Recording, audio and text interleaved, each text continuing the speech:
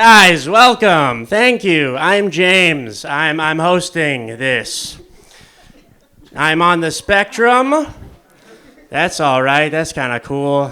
I got like my dude brain, right? Like my regular dude brain, but then I also have like my autism brain. Does that make sense? Like sometimes they clash, right? Like I was hooking up with this woman the other day, and after we hooked up, she looks at me and she goes, "You're the 50th guy I've slept with." Pretty autistic thing for her to say.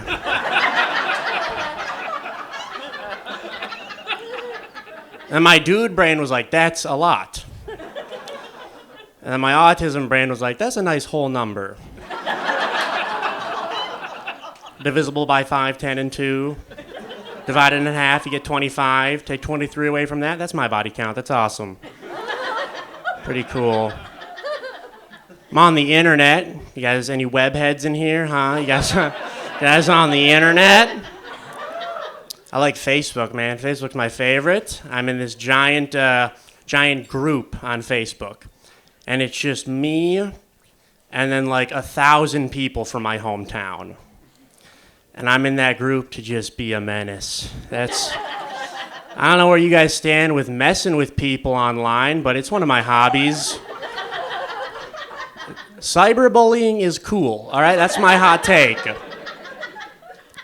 In this giant group, and it's just dumb. Like, I think I would have been a mailbox smashing kid without the internet. Does that make any sense? Like, instead of like lighting bags of dog shit on your doorstep on fire, I'm like pretending I'm gonna buy your ping pong table for a month.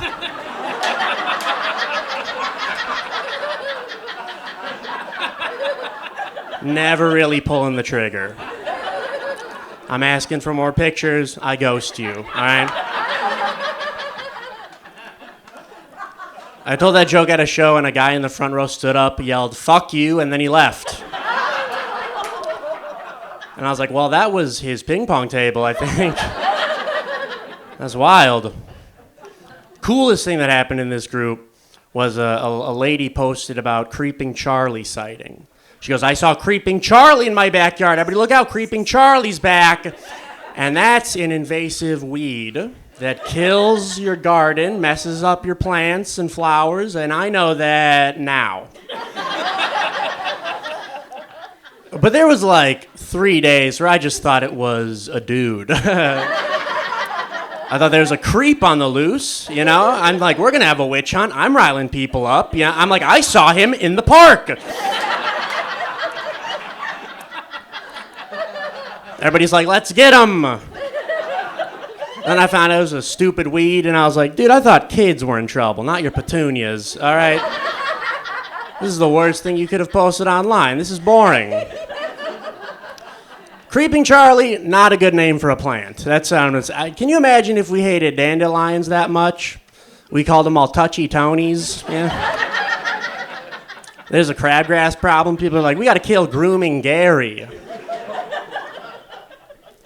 I love Facebook. I'll end with this. I saw this girl I went to high school with. She posted a pregnancy reveal post on Facebook. Right? Pregnancy reveal post. She was in a field for some reason. She had a dress on, and she's got the ultrasound picture printed out and framed, and she's holding that. And she's like, I'm having a baby. And there's no guy involved. There's no picture of any guy. No guy was tagged. I didn't know you could do this on Facebook. I tagged myself.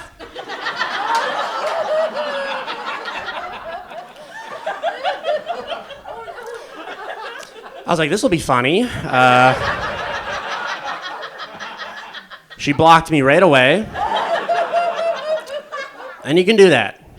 You can also counter that move. Like, I made a new Facebook. I made a brand new Facebook. And you can make your profile picture anything. They don't like face check or anything, so I made my profile picture the ultrasound.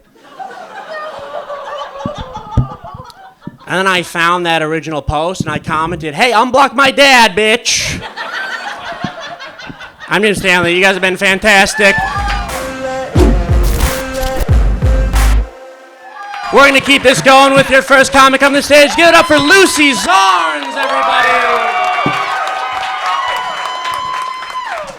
Hi, you guys. How are you doing? Keep it going for James. All right. I'm married. I've been married now for 2.5 years, and I really like being married. I do. I was scrolling through Instagram the other day, and I saw this girl that I follow. She had just gotten married, posted 1 week after her wedding, a photo of her and her new husband with the caption, "Marriage is tough, but so are we." You guys, this bitch is 7 days in. Oh my God, I remember being married for 1 week. I was like, I'm pretty sure marriage is just boning every day and depositing checks from your relatives. Like, I do remember talking to my aunt, though, after 1 week of marriage. She was like, Lucy, marriage is work. I was like, I'm on PTO, it literally isn't. My husband and I, though, we got married when we were 23, which is pretty young. Here's the thing, though. He's a really great guy, okay? He's super cute, he's funny, he's good at fingering. And I'm like, you guys, like, I'm a college dropout with a diagnosed mood disorder, okay? So I knew I needed to lock him down, you know, like before his frontal lobe fully developed. My husband and I, we've been together for a long time, too. We started dating when we were 17. All I'm saying is I taught him what boobs are, and he bought me a diamond. I know. I was telling my sister was making fun of me for marrying the guy I started dating when I was 17. She was like, bitch, your body count is 2. I was like, bitch, your body count is 2, because I thought she meant abortion. I know a lot of times when people find out that you get married at 23, they get this look in their eye. They're like, oh my God, married at 23? I had no idea you were a fundamentalist Christian. That's crazy. And I'm not a fundamentalist Christian. My husband was actually raised atheist, which is just to say that his parents were raised Catholic. That's kind of how that goes. I will say, too, that people, when they find out you get married young, they think you, like, want to have kids young. They're like, oh, you must want to make, like, a second life-ruining decision.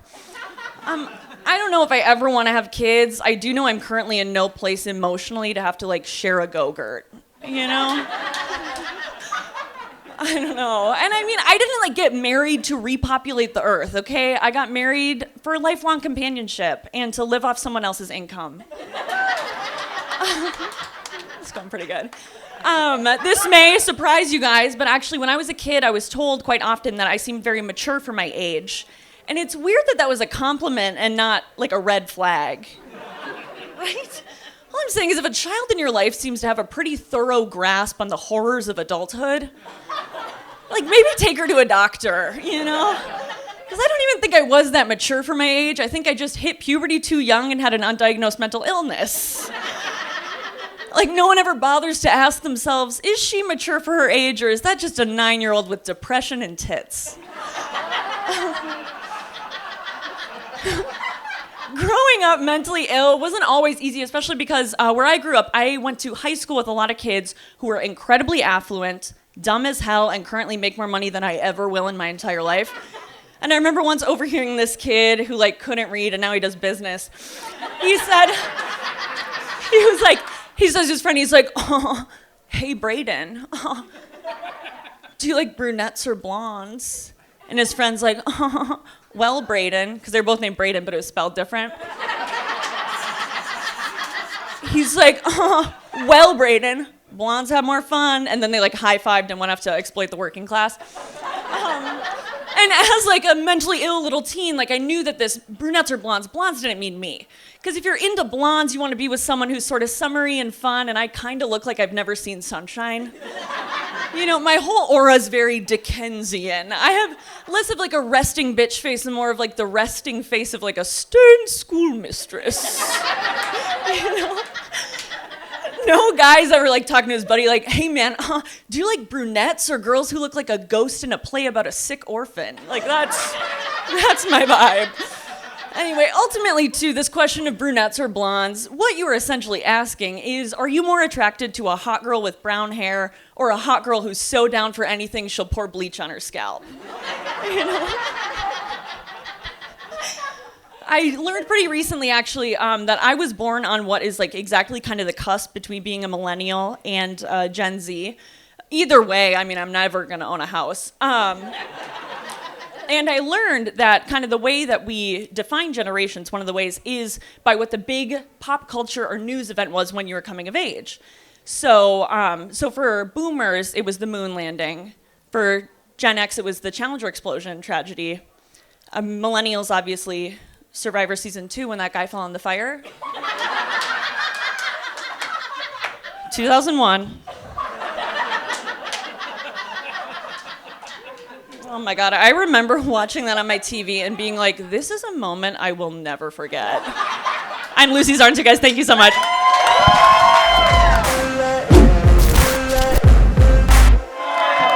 Keep it going for the next comic on the stage, Arman Shaw!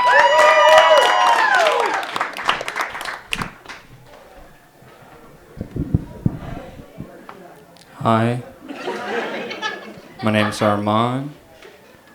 I was born in Ohio, not India for you white people. My parents are from India, and they decided to move over. And I think they moved to Ohio for a couple reasons.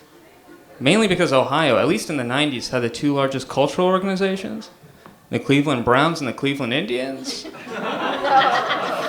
They were disappointed to find out those are sports teams. You watch sports? Good for you.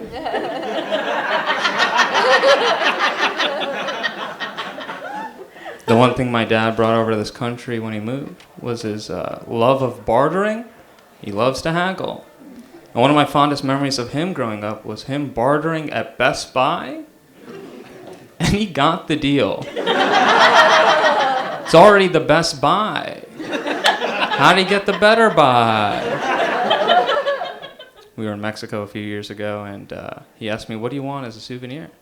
It's like, I'll take a traditional Mexican shirt. Seems cool.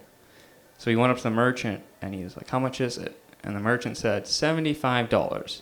And my dad said, no, it's not. And 20 minutes later, he got it for $20. So the merchant can't feed his kids, but we got a great deal. Man, some of that's rubbed off on me. I'm pretty cheap. I'm so cheap that I recently bought a fake college ID for the student discounts. The only perk of being $100,000 in debt is getting $3 off a movie ticket. Slowly chipping away at debt, one movie at a time. My parents, they're arranged by height. It goes my mom and then my dad. My dad's a bit taller. No, they really did get an arranged marriage. So when we watch romantic comedies, we just call them comedies. There's no such thing as romance.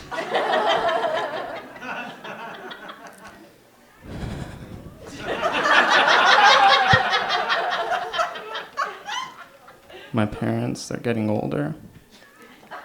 I don't think I could put them in a retirement home. Just seems cruel to me.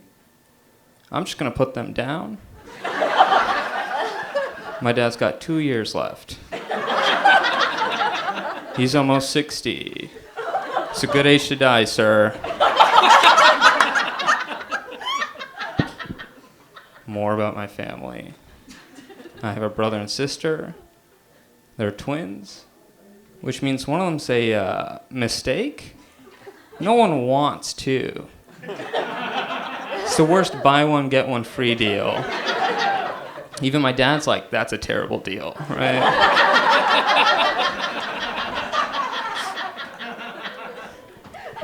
I'm vegetarian, so, all right. Just one other vegetarian. Middle of a taping. Thanks a lot, man. The best place to eat as a vegetarian is Chipotle, because they give you free guac. That's the only perk to being vegetarian is free guac at one restaurant. I went there once, and I ordered my burrito bowl. I sat down, I opened the lid, and there was some steak inside. And I can't eat that. So I went up to the guy, I was like, hey, you messed up. And he's like, my bad. And he made me a new bowl, and then gave me a coupon for a free bowl anytime I wanted to come in. So I just, now every time I go, I carry a bag of steak with me. Last time I went, I ordered my bowl, opened the lid, planted the evidence, if you know what I mean. I was like, hey, you messed up. And he was like, sir, we don't serve Wagyu beef. I don't know my meats. I peed on my dog. So that other dogs know that's my dog. Gotta mark your territory. I want to learn how to pole dance because it seems like a skill that's applicable everywhere. Like, do you know how many poles there are? You see a stop sign, I see an opportunity to dance. Just imagine if I came out here tonight and started dancing on this thing. You guys would have all been impressed. But I can't. And we're all sad about it. Not just me. We're all collectively sad about it. Thanks so much, guys. My name's Arman.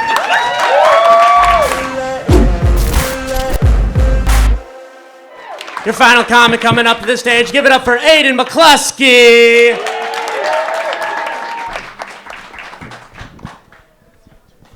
Oh, man. What's up? How you doing? Good? Woo? Just 1, 2 people? Good. Fuck it. Doesn't matter, huh? Getting warm out? You guys don't care about that? No? Not at all? Finally got warm out yesterday. I've been waiting all winter. I'm like, man, I can't wait till it finally fucking warms up. Warmed up yesterday. Didn't go outside once. Just sat inside taking bong rips, looking out the window like, yeah. Nice out there. I bet the birds are having fun out there, you know?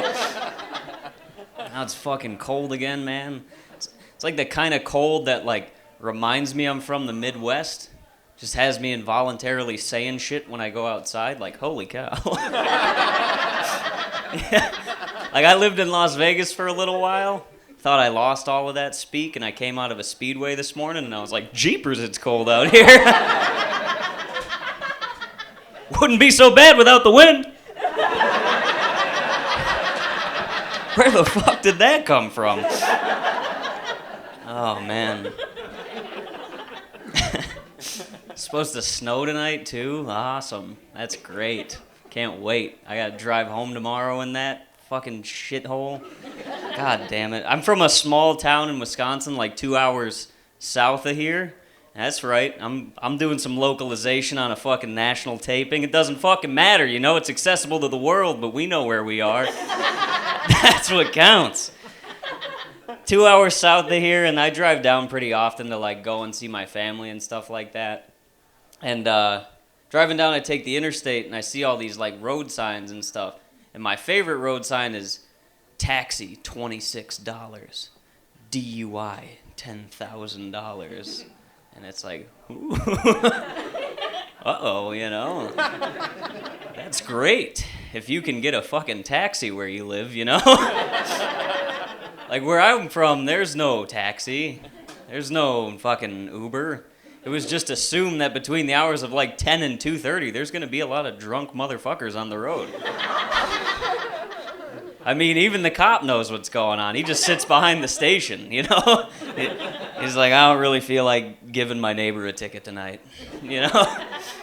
And, like, to be honest, I didn't realize drunk driving was a bad thing till I moved to the city. Yeah. I mean, like, I'd go to parties and stuff, and people are like, oh, wow, I gotta get an Uber. And I'm like, why? You only had 6, you know? Just roll the windows down, crank the music, shut the fuck up. Just enjoy the ride, you know? But then you get the Spirit of Earnhardt and you bang it into a ditch. Now your name's on a decal and some poor city worker's got to mow around your memorial every year, you know? Oh, that's so terrible. That's so awful. I can't believe he's saying those things on stage. This is recorded, you know. It's like, even if you didn't find it funny, you know what I'm talking about. You know? Every time you see one, you're going to think of me, you know? All that snow melts, it's fucking soggy teddy bear season, baby, you know?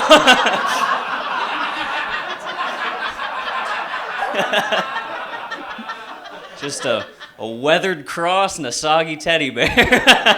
And you're gonna be like, I remember that one comedian. Oh man, and like I don't know, we weren't even really like taught about the dangers of drunk driving either. All we were taught was like that Wisconsin's the only state where a DUI is a misdemeanor, by our like gym / health teacher who rode a bike to school every day. I started seeing him like ride it in the winter, and I was like, I don't think that's a diet, you know? No one's that dedicated. I don't know, man. It just, like, wasn't really a bad thing. Nobody made a big deal about it. Everybody I grew up around did it. Like, my friends' parents did it. My parents did it. My friends do it. It just wasn't, like, a big deal.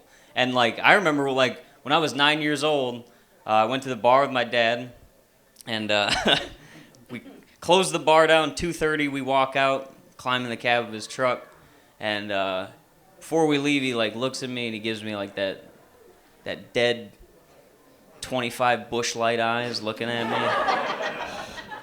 And he's like, all right, Steve-O is drunker than I am. And right there I should have been like, of course you're an alcoholic, man. You got a friend named Steve-O. You know? Your parent was an alcoholic if you just had a non-relation person coming around the house named Steve-O all the time that you called an uncle, you know? And he's like, Steve-O is drunker than I am, so I'm going to follow him home. And if he starts to go off the road, I'm going to flash my brights at him. He'll get back on the road. And I was like, all right. So we got him home, and he just framed it like a life lesson to me. He like looked at me, and he goes, it's just what you do for your friends. And I was like, that doesn't feel right, you know? Like, I'm 9, and you've been a cop for 25 years, you know? All right, thank you, guys. I'm Aiden McCluskey.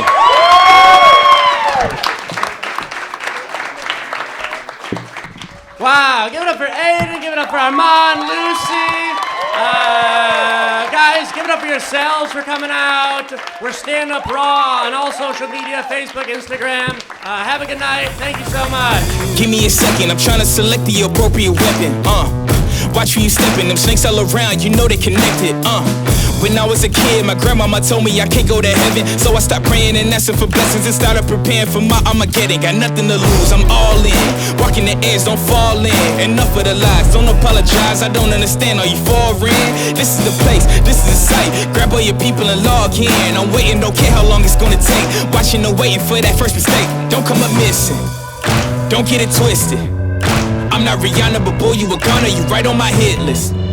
Keeping my distance.